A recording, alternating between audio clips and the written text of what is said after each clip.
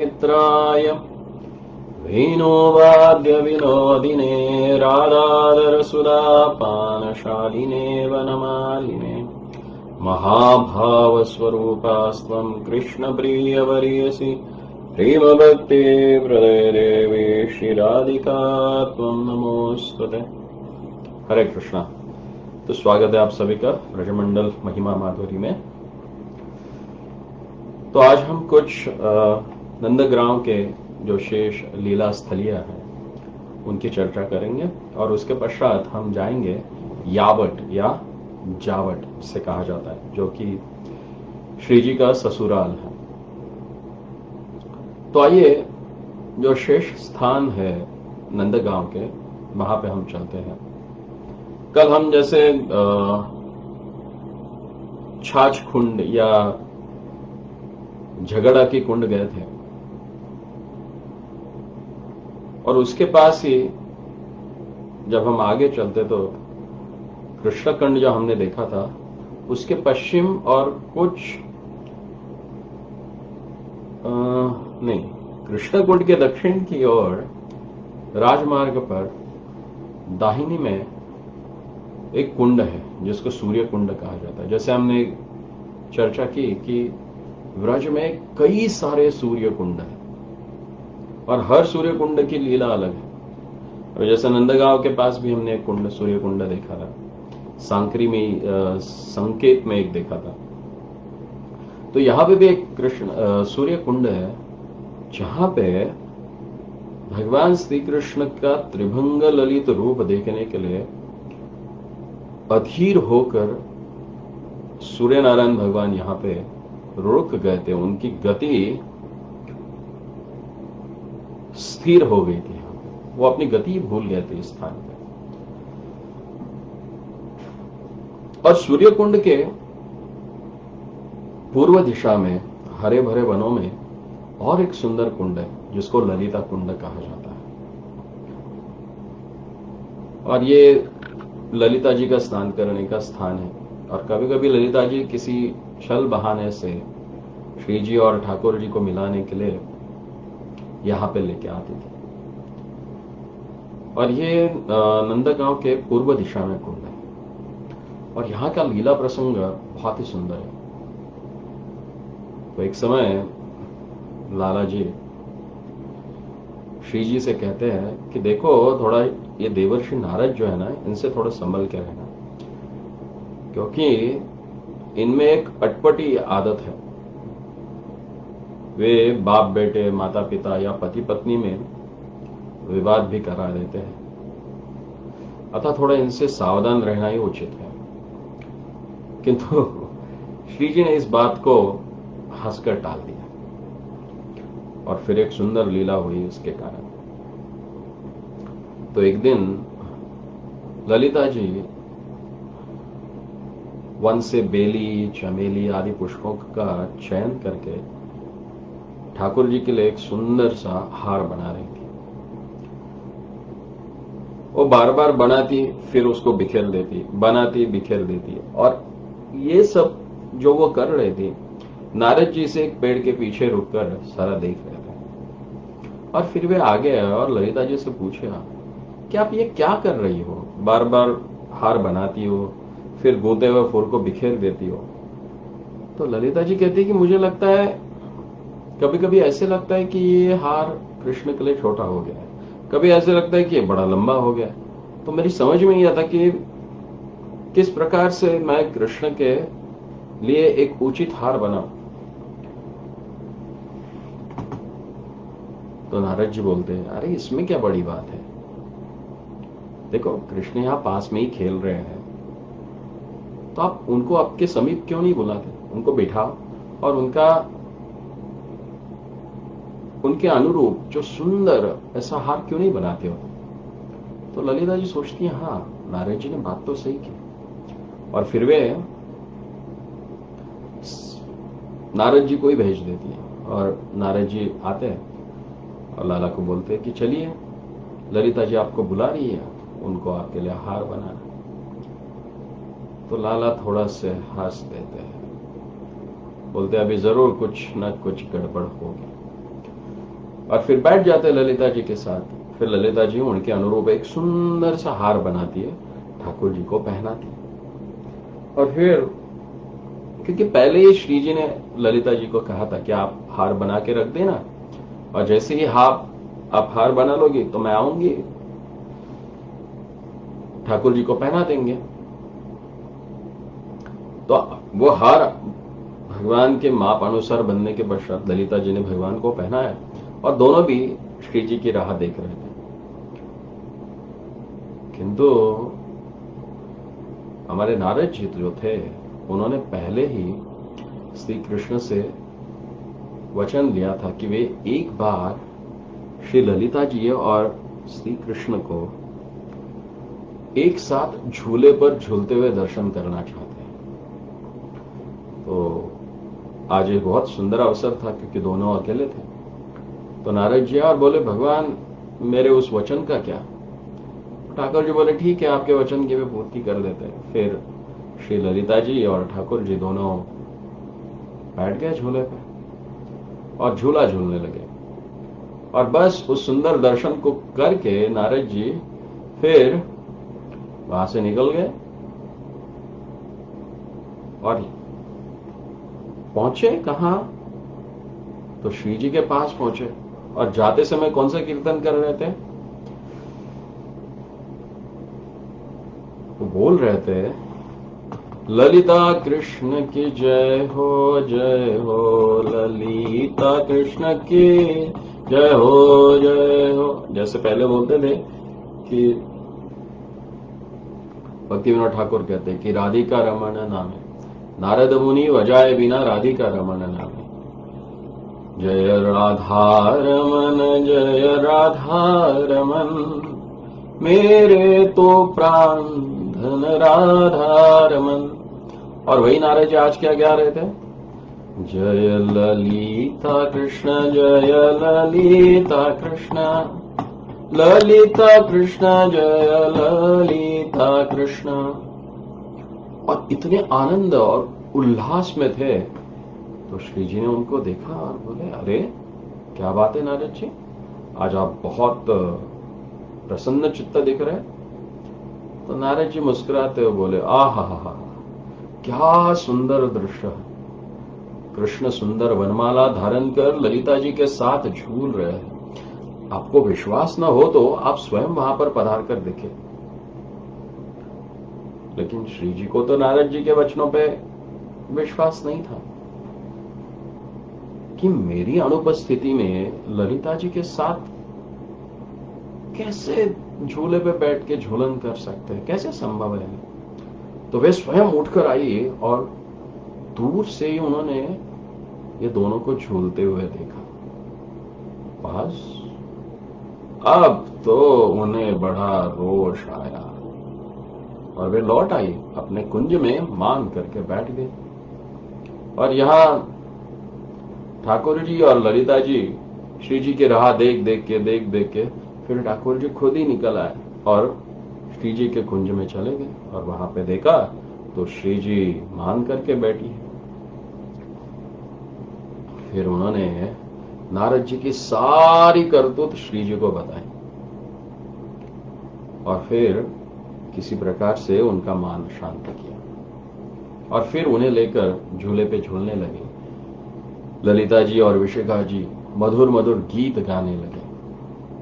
तो ये लीला इसी स्थान पे हुई थी, ललिता कुंड। और यहीं पे झूला झूलने का स्थान और नारद जी का कुंड भी है।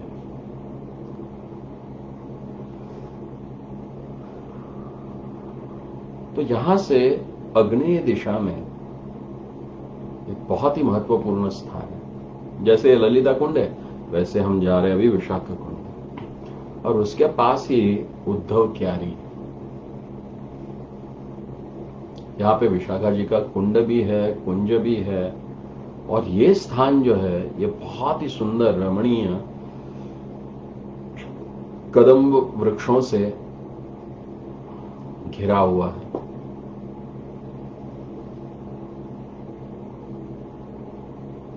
ये पहले बहुत ही निर्जन स्थान था और उसी के कारण जुगल जोड़ी यहाँ पे बहुत सारी लीलाएं करते थे। कभी कभी यहाँ कृष्ण सहेलियों को लेकर राधा जी के साथ रास भी करते थे, और यहाँ पे एक रास वेदी भी है सुंदर, और इसी सुंदर और सुगंधित जल में वे जल क्रीड़ा भी किया करते थे। और जब हमारे लाला श्री कृष्ण जब मथुरा चले गए तो भगवान के विरह में सारी गोपियां इसी स्थान पर व्याकुल होकर भगवान का स्मरण करती रहती थी।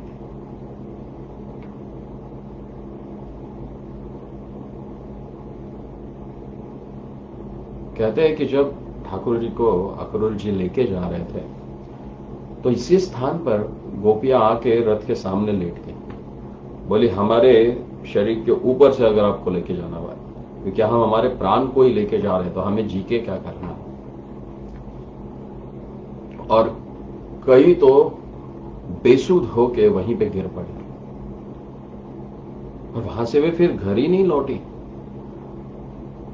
और अलक्षित रूप में विरह से व्याकुल होकर श्री राधा जी भी इसी गहन वन में किसी प्रकार कृष्ण के आने की आशा में दिन गिनत की। उनके प्राण कंठ तक आए थे, और उसी समय भगवान श्री कृष्ण के विरह दूत उद्धव जी यहां पर पहुंचे तो उन्होंने बहुत ही विचित्र दृश्य देखा। वे देख रहे थे कि विरह व्याकुल श्री जी एक भंवरे को कृष्ण दूत समझकर दिव्य उन्माद में चित्रजल्प प्रजल्प कर रही थी। वे कभी उस भंवरे को भगवान श्री कृष्ण का दूत समझकर कभी उसको फटकारती, कभी उसको डांटती, कभी उसकी उलाहना करती, और कभी उपदेश देती, कभी दूत का सम्मान भी करती, तो कभी उससे प्रियतम का कुशल क्षेम भी पूछती। और उसे देख सुनकर उद्धव जी इतने आश्चर्यचकित हुए कि वे आए तो थे गुरु बनने के लिए, लेकिन बन गए शिष्य गोपियों के। कि गोपियों की जो भगवान के लिए विरह व्यथा थी वो देखने के पश्चात वे कुछ सुना ही नहीं पाए जो भगवान ने उनको संदेश दिया था। क्योंकि गोपियां कहने लगी कि अरे उद्धव, कोई 150 मन तो है नहीं, एक ही मन है, और वो भी शाम के संग है, तो बताओ कैसे हम अपने आप को रोकें। और फिर उद्धव जी ने अंत में क्या किया, उन्होंने प्रार्थना की, और वो प्रार्थना श्रीमद् भागवत में आती है। वे कहते हैं, आसामहो चरण रेणु जुषामहं स्याम वृंदावने किमपि गुल्मत औषधीना यादुस्त्यजं स्वजनमार्यं पतश्च हित्वा भेजुमुकुन्द पदवीं श्रुतिभिर्विमृज्ञाम्। वे कहते हैं कि मेरे लिए तो यह परम सौभाग्य की बात होगी कि मैं इस वृंदावन धाम में कोई झाड़ी लता अथवा औषधि जड़ी बूटी ही बन जाऊं। यदि मैं ऐसा बन जाऊंगा तो मुझे इन प्रजांगनाओं की चरण धूलि निरंतर सेवन करने का अवसर प्राप्त होगा। इनके चरण रज में स्नान करके मैं धन्य हो जाऊंगा। धन्य है ये गोपियां, देखो तो सही, जिनको छोड़ना अत्यंत कठिन है। उन स्वजन संबंधियों तथा लोक वेदी की या लोक वेद की आर्य मर्यादा का परित्याग करके इन्होंने भगवान की पदवी उनके साथ तन्मयता, उनका परम प्रेम प्राप्त कर लिया। फिर वे कहते हैं, वंदे नंद व्रज स्त्रीणाम पादरेणोमवीक्षणशः यासाम हरि कथोद्गीतम पुनाति भवनम त्रयम।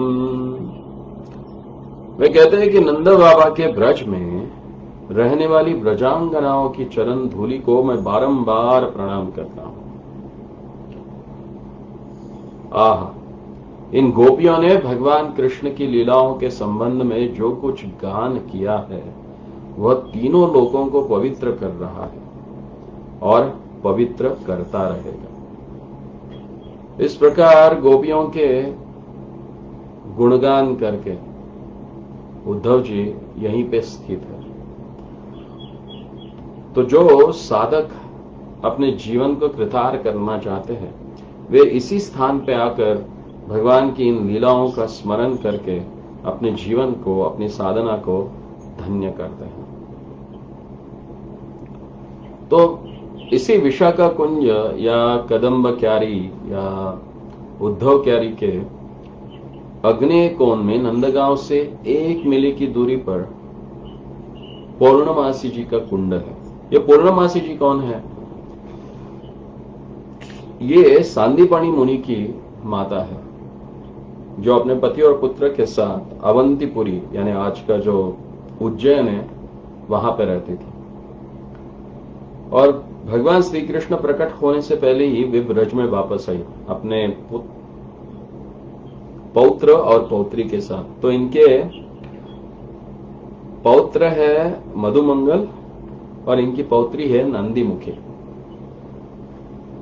तो वे यहीं पे रहती थी और नंद बाबा सारे ब्रजवासी इन्हें बड़े सम्मान करते थे।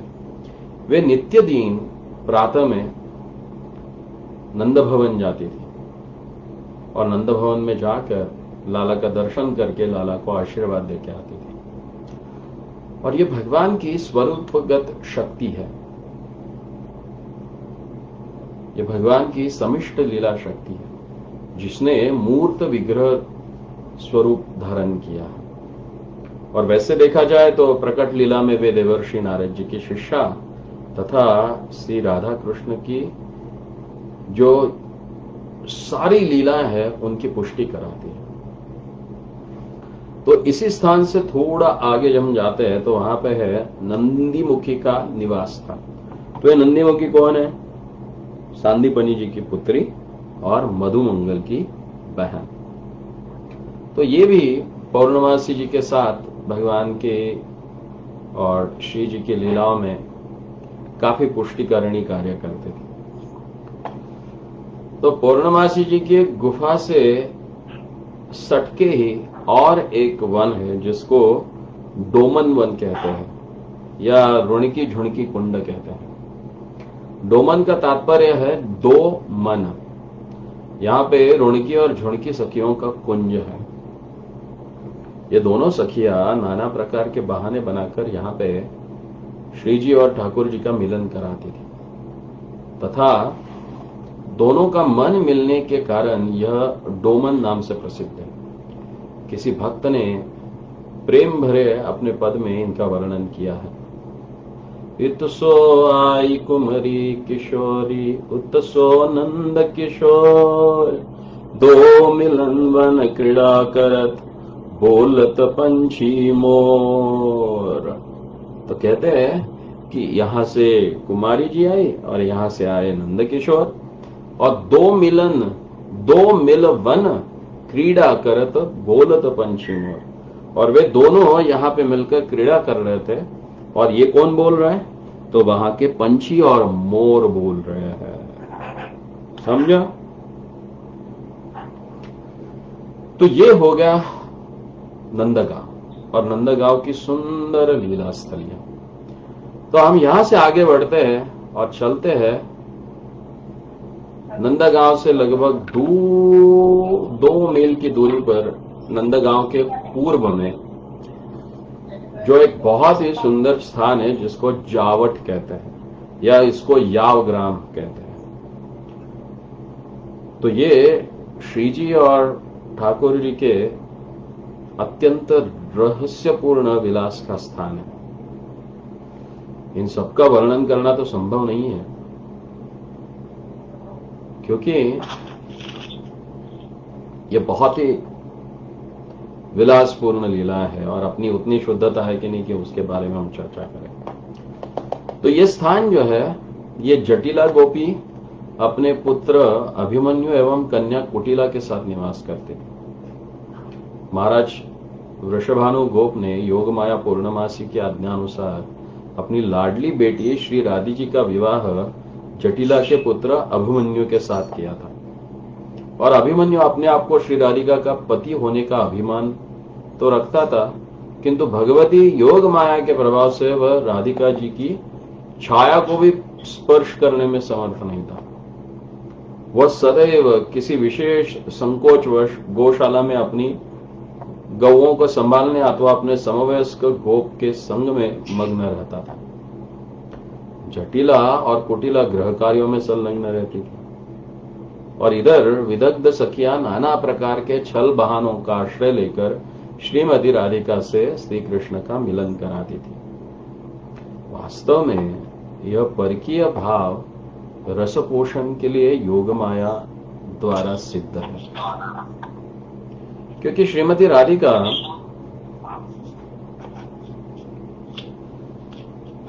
श्री कृष्ण की आह्लादनीय शक्ति की मूर्त विग्रह है और नित्य कृष्णकांता शिरोमणि है। जिस प्रकार आग और उसकी दाहक शक्ति जो है, या सूर्य और उसका प्रकाश या उसकी किरणें नित्य अभिन्न है, वे कभी भी अलग अलग नहीं हो सकती। उसी प्रकार श्री कृष्ण और उनकी पराशक्ति श्री राधिका जी अभिन्न और अविच्छिन्न है और केवल रसविलास का आस्वादन करने के लिए ही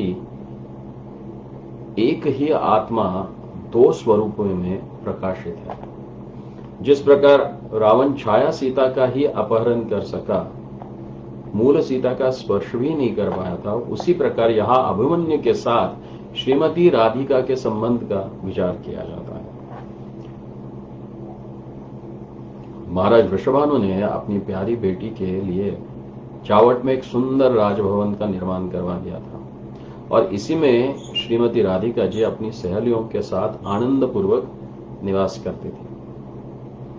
मुखराज प्रतिदिन प्रातःकाल अपनी प्यारी प्रपौत्री को देखने के लिए यहां आती थी और भक्ति रत्नाकर में इन सब लीलाओं का बड़ा ही मर्मस्पर्श और मधुर वर्णन है। तो कहते हैं, अभिमन्यु रहे निज गोप समाजे, जटिला कुटिला सरा रहे गृह कार्य, सखी सुचतुर कृष्ण आनिया इथाये, दोहार विलासे देखे उल्लास ही आये, जटिला कुटिला अभिमन्यु भाड़ाइया, विलासे कौतुके कृष्ण इथाई आसिया, मुखराना तिनी एथा देखिया उल्लासे, जटिलार प्रतिकत कहे मृदु भाषे, यही खाने कुटिला हय्या महाहर्ष, राधिकाय दूषित कर ये परामर्श, यही पथे राधिका चलिन सूर्यालये,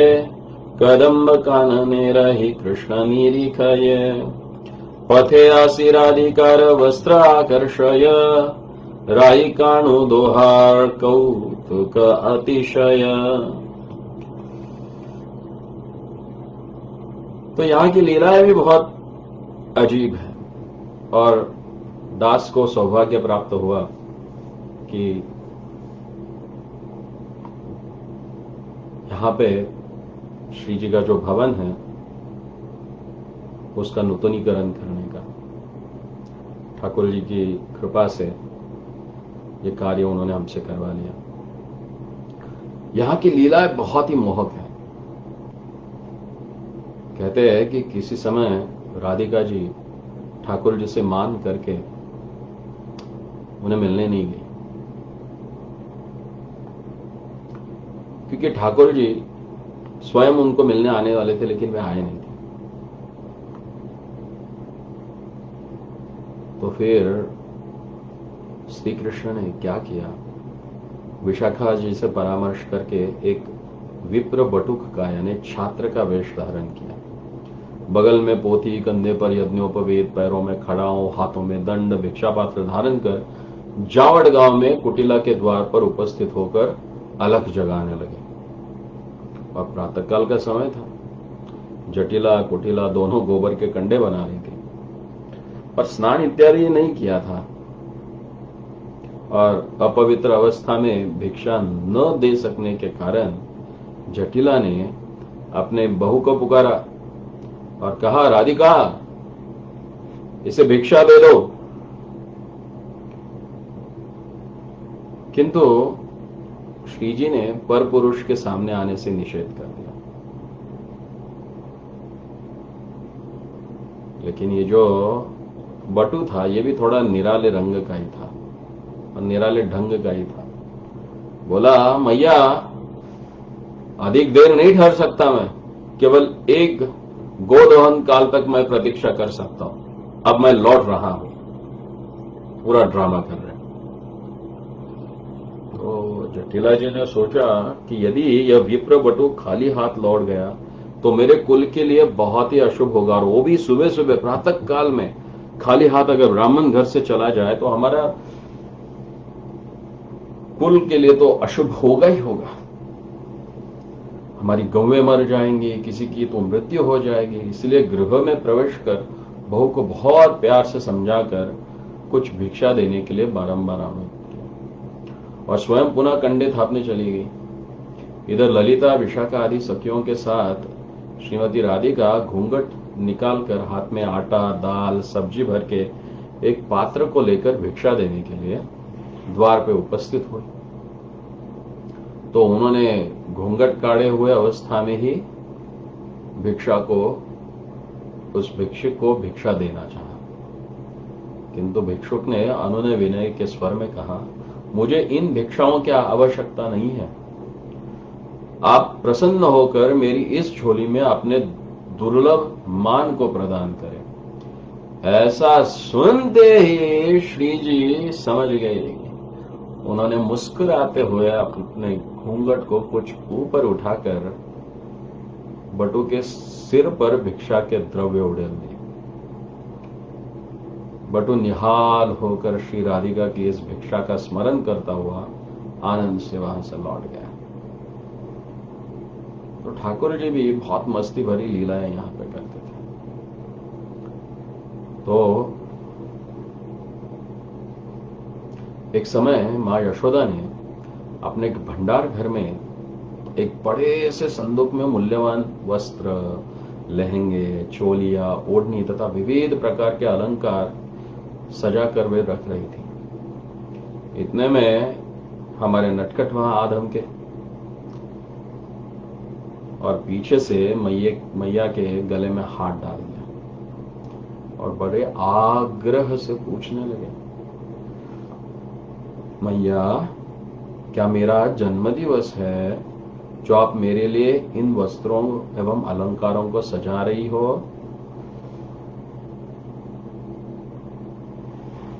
तो मैया ने थोड़ा खींच कर कहा, जाओ, भागो यहां से, जाके खेलो दूर, मुझे तंग मत करो।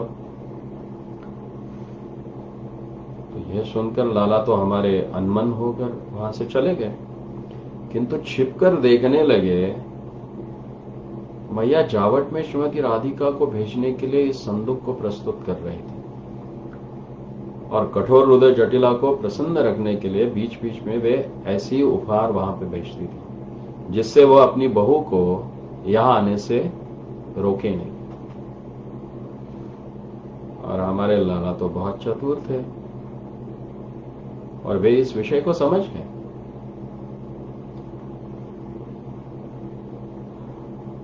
तो ये सारा संदूक को सार सजाने का काम जैसे ही खत्म हुआ तो मैया किसी दूसरे काम के लिए निकल गई। तो कृष्ण सुबल सखा को लेकर वहां पहुंचे, संदूक से सारा सामान निकालकर स्वयं उसमें बैठ गए और सुबल ने पूर्ववत उस संदूक को बंद कर दिया और ताले जड़ दिए। इधर यशोदा जी के अनुरोध से अभिमन्यु उस संदूक को लेने आया, और क्योंकि बहुमूल्य द्रव्य से भरे संदूक को किसी दूसरे के हाथ में नहीं देना है, इसलिए अभिमन्यु खुद उस संदूक को अपने सिर पर रखकर बड़े कष्ट के साथ जावट ग्राम में अपने मैया के पास आया। और मैया ने कहा, इस संदूक में बहू के लिए अत्यंत मूल्यवान वस्त्र एवं अलंकार भरे हुए हैं क्या? तो एक काम करो, तुम उसी के पास इस संदूक को लेके जाओ। और वह प्रसन्नता से श्रीमती राधिका के पास उस संदूक को रख के आया। और उसके वहां चले जाने के पश्चात सखियों ने बड़ी उत्सुकता से उस संदूक को खोला।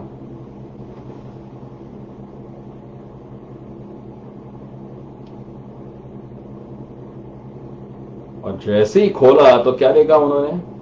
ये हमारे कौतुकी श्याम सुंदर उसमें बैठे हुए और खिल खिलाकर हंस रहे हैं। तो उनके हंसने के कारण सारी गोपियां हंस पड़ी, और फिर तो आनंद की सीमा ही नहीं रही। फिर लाला और ठकुरानी दोनों बड़े प्रेम से मिले, और सखिया भी निहाल हो गई। कई सारी लीलाएं हैं।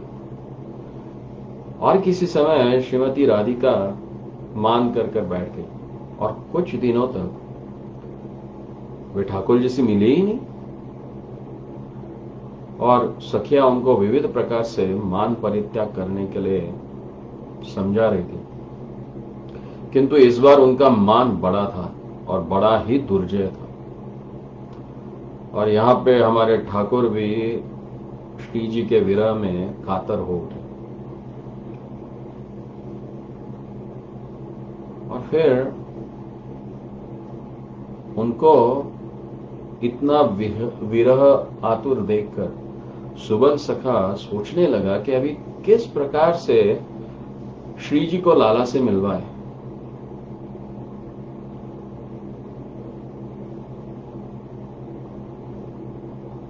और एक खासियत थी, ये जो हमारे सुबल जो थे ना, ये वय से, रूप से, बोली से ठीक श्रीमती राधा रानी के समान थे, और अनेक कलाओं में पारदर्शी भी थे, बहुत निपुण थे। और फिर ठाकुर जी की सांत्वना करते हुए उन्होंने कहा, क्यों व्याकुल हो रहे हो? तुम इसी कुंज में थोड़ी देर प्रतीक्षा करो, मैं प्रिया जी के साथ तुम्हारा मिलन करवाता हूं। और ऐसा कहकर वे जावट चले गए। वहां जटिला ने उसे देखकर कहा, अरे सुबल, तू तो लंपट कृष्ण का सखा है ना, इधर हमारी हवेली के पास क्यों मंडरा रहा है? जल्दी से भाग जाओ यहां से। सुबल ने कहा, अरे मैया, मेरा एक बछड़ा खो गया है, वो कहीं मिल नहीं रहा, मैं उसको खोजने के लिए आया हूं। तो जटिला ने कहा, यहां तेरा कोई बछड़ा पछड़ा नहीं है, तो शीघ्र यहां से भाग जा। किंतु सुबल के बारंबार अनुरोध करने पर उसने कहा, मैं अभी कंडे बना रही हूं, तुम खिड़की में जाकर देख लो, यदि तुम्हारा बछड़ा हो तो ले जाओ। तो सुबल जी प्रसन्न होकर खिड़की से होते हुए राधिका की कक्षा में पहुंच गए, राधिका के कक्ष में पहुंच गए, और उन्होंने कृष्ण के विरह का ऐसा वर्णन किया कि श्री जी का हृदय पिघल गया, और वे तुरंत श्री कृष्ण को सांत्वना देने के लिए उत्सुक हो गए, जाने के लिए तैयार हो गए। किंतु जाए तो जाए कैसे? सुबल ने एक काम किया, अपने वस्त्र देकर राधिका जी का ठीक ऐसा वेश बना दिया जैसे कि उसका वेश था। सिर पर टेढ़ी पाग, कमर में धोती, हाथ में लठिया, गले में गुंजामाला, और गोदी में एक छोटा सा बछड़ा, मानो सुबल ही अपने खोए बछड़े को अपनी गोदी में लेकर मुस्कुराता हुआ जा रहा है। गोदी में बछड़ा इसलिए कि कोई भी उनका वक्षस्थल देखकर शंका ना कर सके। और इधर सुबल राधिका का वेश धारण करके सखियों के साथ बातें करने लगा, और इधर सुबल राधिका का वेश धारण करके सखियों के साथ बात करने लगा। जब श्रीमती जी सुबल के वेश में खिड़क से निकल रही थी तो उस समय जटिला ने उसे देखकर पूछा, क्या बछड़ा मिल गया? तो श्रीजी ने सुबल के स्वर में कहा, मैया बछड़ा मिल गया, देखो यही मेरा बछड़ा है। और उसके कारण जटिला को थोड़ा भी संदेह नहीं हुआ। और श्रीमती सुबल के बतलाए हुए संकेत स्थान से होते हुए श्री कृष्ण के निकट पहुंची।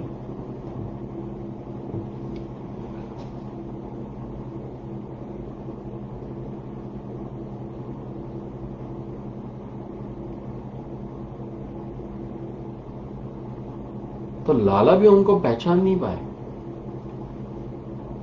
और वे कहने लगे कि क्या तुम मेरे प्रियजनों को नहीं ला सके? अरे मेरे प्राण निकल रहे हैं, मैं क्या करूं, कहां जाऊं? और ठाकुर जी की ऐसी दशा देखकर श्रीमती जी से रहा नहीं गया।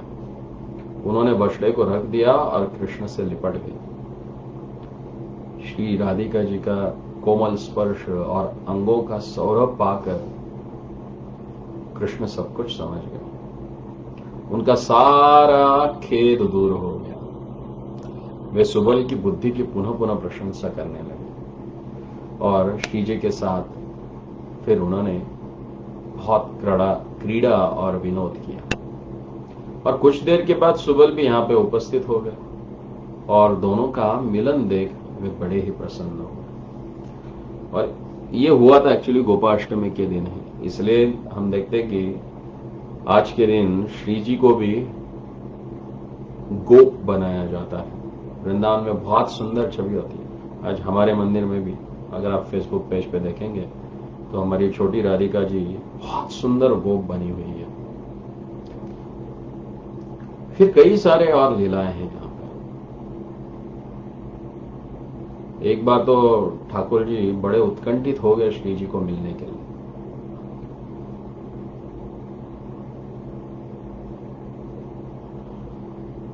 और वे रात के समय जावड़ जाकर बेर के पेड़ के नीचे खड़े हो गए राधिका जी के घर के सामने उनसे मिलने के लिए। और फिर क्या करने लगे? तो पेड़ की डाली पर चढ़कर ठीक कोयल की भांति कुहकने लगे। और श्री जी और उनके सखिया समझ गए कि ये कोई कोयल वगैरह नहीं है, ये कृष्ण ही है जो श्री जी से मिलने के लिए बहुत ही उत्कंठित है। और जब ठाकुर जी बड़े सावधानी से महल में घुसने का प्रयास कर रहे थे, उतने में थोड़ी सी आहट पाकर जटिला सतर्क हो गई और चिल्ला उठी, कोई रे, कौन है रे? तो लाला थोड़े हड़बड़ा गए और झाड़ियों के बीच में छिप गए। और सारी रात श्री जी की प्रतीक्षा करते हुए उन्हीं झाड़ियों में बैठ गए, लेकिन वो श्री जी को मिल नहीं पाए। और वो जो ही हवेली के अंदर प्रवेश करना चाहते, जटिला के शब्द सुनकर फिर छिप जाते और फिर अंत में हताश होकर वहां से लौट के आ गए। और श्रील रूप गोस्वामी अपने उज्ज्वल नीलमणि नामक ग्रंथ में इस प्रसंग का वर्णन इस प्रकार से कहते हैं। वे कहते हैं, संकेतिकृत कोकिलदी निद निदनम कंस द्विषाकुर्वतो द्वारोन्मोचन लोल कल्वयक्वाणम् मुहुशृण्वतः केयम केयम इति प्रगल्भ जरति वाक्येन दूनात्मनो राधा प्रांगण को न कोकिल विट प्रिकोडे गता शर्वरी।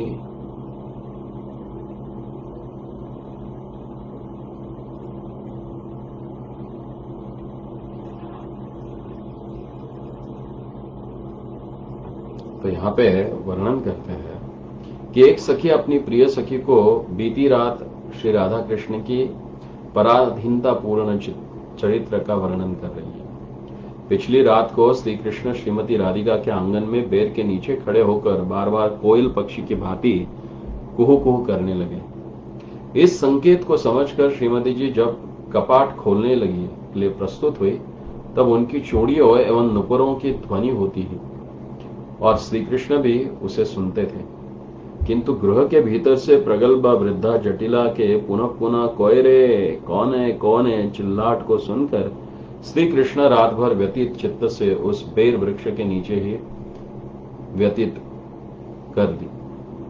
तो ऐसी बहुत सी मधुर स्मृतियां अपने अंक में छिपाए हुए ये यावट ग्राम है।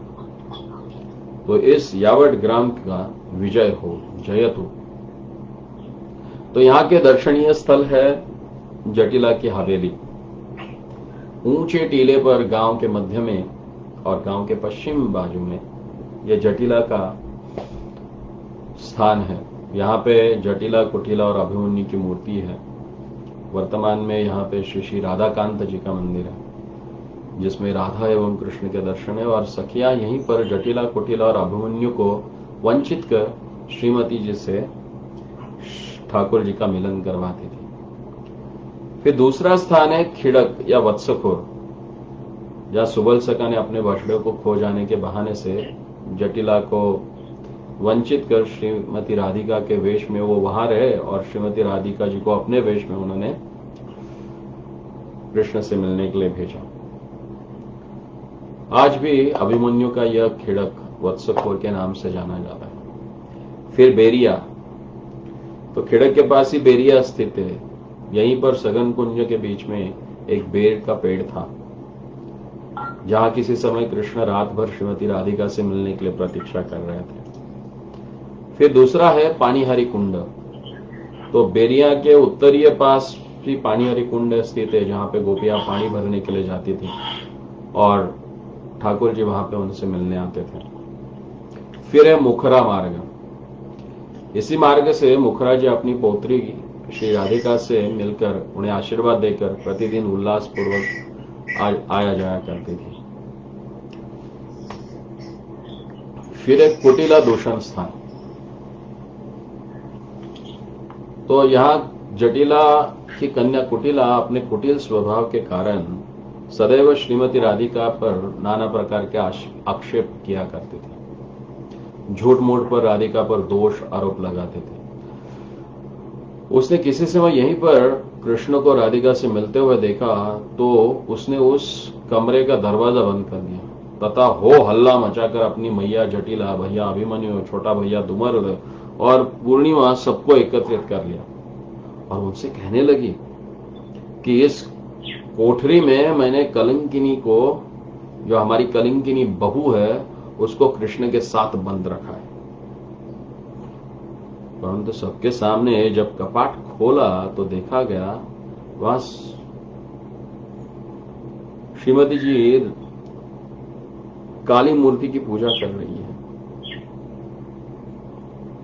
फिर क्या, सभी लोग कुटिला को व्यर्थ ही किसी पर कलंक लगाने के लिए डांटने लगे। वो बेचारी मुंह लटकाया वहां से चली गई। फिर दूसरा स्थान है राधिका गमन पथ। इसी मार्ग से होकर श्री जी सूर्य की पूजा के लिए अपने सहेलियों के साथ जाया करते थे। तो इसी मार्ग के पास ही कदम्ब कानन है, जहां श्री कृष्ण बड़े उत्सुकता से आती जाती श्रीमती राधिका का दर्शन करते थे और कभी कभी भाग के उनका आंचल भी खींच लेते थे। भक्ति रत्नाकर में बहुत ही सुंदर वर्णन है इसका। कदम्ब कानने रही कृष्ण निरीखये, पथे असी राधिकार वस्त्र आकर्षये, राई काणु दोहार कौतुक अतिशय। फिर इसके आगे है पीवन कुंड। कदम्ब कानन के बीच में पीवन कुंड है, जहां कौतुकी कृष्ण ने सखियों से इंगित श्रीमती राधिका के अधर सुधा का पान किया था और इसलिए इसका नाम है पीवन कुंड। यह कुंड दोनों के प्रीतिमय विलास का स्थान है। भक्ति रत्नाकर में कहा गया है, एव पिबन कुंड नदी कदम्ब कानने, सुखे राधा कृष्ण विलास ये सखी सने, परम कौतुकी कृष्ण सखिंगित पाइया, राधिकार अधर सुधा पिए मत हैया। यहाँ पे एक कृष्ण कुंड है जो सघन वृक्षों से परिवेष्टित है और ये जुगल सरकार के नाना प्रकार की क्रीड़ा विलासों का स्थान है और यह कुंड गांव के दक्षिण में स्थित है।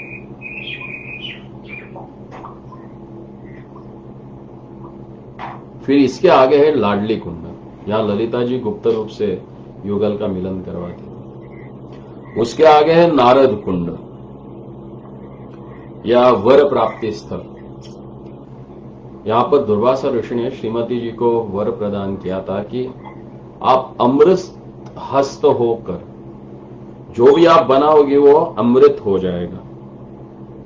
तो श्री जी जो भी बनाती थी वो अमृत तुल्य बनता था।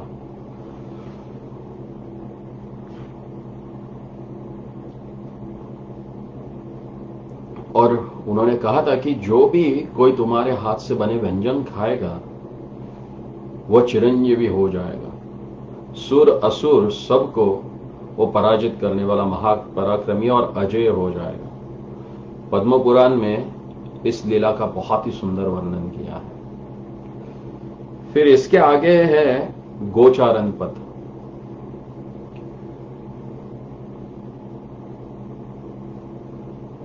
तो यही मार्ग था जिस मार्ग से हमारे लाला अपने सखियों के साथ, अपने सखाओं के साथ गोचारण के लिए गौओं को लेके चलते थे और अलिखित रूप से श्री जी को निहारते थे और श्री जी के साथ यहां पे लीला विलास भी करते थे, दूर से ही उनके दर्शन भी करते थे। तो इसका वर्णन बहुत ही सुंदर रूप से किया गया है। कहते हैं, फुल्लेन्दिवर कान्तिमिन्दुवदनं बर्हावतंस प्रियम्, श्रीवत्साङ्कुदमुदारकौस्तुभधरं पीताम्बरं सुन्दरम्, गोपीनां नयनोत्पलार्चितं तनुं गोपसंगावृतम्, गोविन्दं कलवेणुवादनपरम् दिव्यांगभूषं भजे। तो यहां पे कहते हैं कि फुल्लारविंदवर कांतिमिन्दुवदनं बरहावतंसं प्रियम। प्रफुल्लित अरविंद के मुख वाले, चंद्रमा की कांति वाले सुंदर वदन और मस्तक पे मयूर पिच्छ धारण करने वाले, अपने वक्षस्थल पर श्रीवत्स धारण करने वाले, उसके साथ कौस्तुभ धारण करने वाले और पीतांबर धारण कर जो बहुत सुंदर वेश करके खड़े हैं। गोपीना नयनोत्पल अर्चित तनु गोप संगावृतम, और जो अपने गोप संगों के साथ है। और कौन है वे? तो गोपीना नयनोत्पल अर्चित, जो गोपियों के नयन क्या कहते हैं उनको, नयन के पंखुड़ियों के द्वारा जिनकी अर्चना की जाती है, ऐसे जो गोविंद कलवेणु वादन परम, जो सुंदर वेणु का वादन करने वाले हैं, और दिव्य अंग भूषण, जिनके अंग दिव्य है और सुंदर भूषण जिन्होंने धारण किया, आभूषण धारण किए, ऐसे जो गोविंद है उनका मैं भजन करता हूं। तो यहां पे एक कुंड भी है जो गांव के पूर्व दिशा में, जिसको किशोरी कुंड या राधा कुंड भी कहा जाता है। कभी कभी श्री कृष्ण श्री जी के सखियों के साथ और श्री जी के साथ इसी कुंड में जल क्रीड़ाएं करते थे, और सखियों के अंगों में लगी हुई कुमकुम, केसर तथा अन्य अंग राग से संचित होकर यह कुंड भी अभी भी उन माधुर्य लीलाओं को अपने में संजोया हुआ है। फिर इसके आगे है रास मंडल। जब ठाकुर जी सप्तवर्षीय के हो गए थे तो उसी समय यहां पे उन्होंने बहुत सुंदर रासादी लीलाएं की थी। यत्र राधा करोत्रासम कृष्णेन सह विबलाः सप्तवर्ष स्वरूपेण सखीवीर बहुधा सुखम। यही स्थान है जहां पे ठाकुर जी ने श्री जी के साथ रास किया था। तो दूसरा है पद्मावती विवाह स्थल।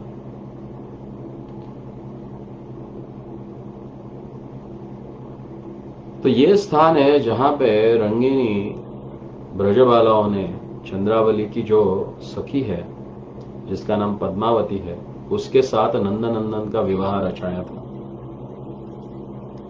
क्योंकि श्री जी तो बड़ी उदार हृदय वाली है, उनके इशारे पर ही ललिता आदि सखियों ने पद्मावती को वधू के रूप में सजाकर पहले से आसन पर बैठे हुए कृष्ण के बाईं ओर बिठा दिया और कृष्ण के पीतांबर छोरे से उसके वस्त्रांचल को बांधकर विवाह गीत गाने लगी।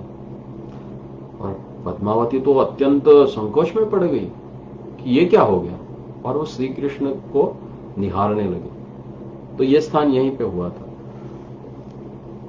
ये लीला है इसी स्थान पे हुई थी।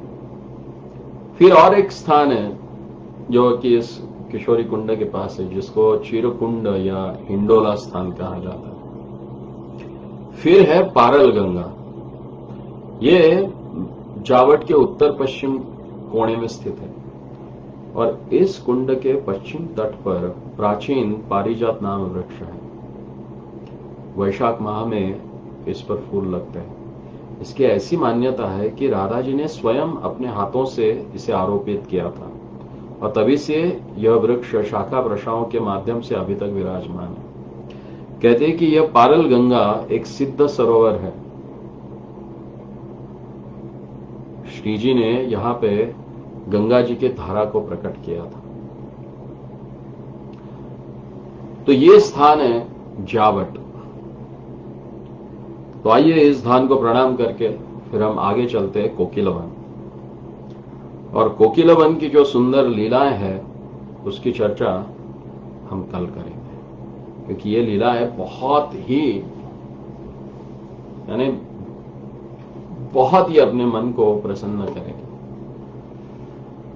तो बोलो श्री नंदनंद श्याम सुंदर की जय, श्री नंद के आनंद की जय।